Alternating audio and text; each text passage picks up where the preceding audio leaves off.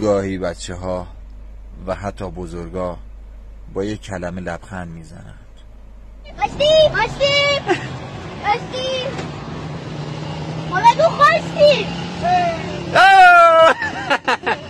نشستم به در نگاه میکنم.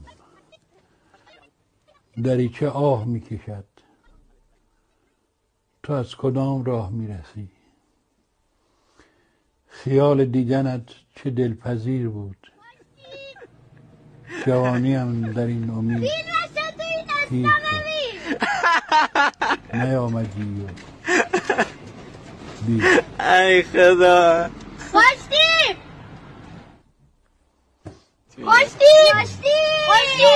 خیلی خوشتیم شوق نداری خوشتیم خیلی خوش.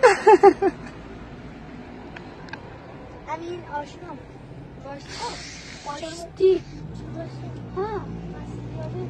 خوشتیم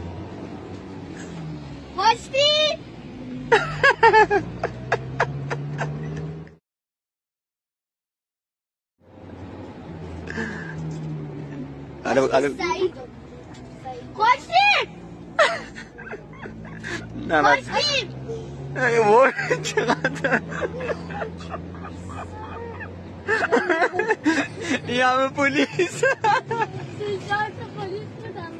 عجب سوژه ای شد. قطعا یه روزی بچه ها این فیلمو میبینن و میگن یادش بخیر. همین برای من کافی.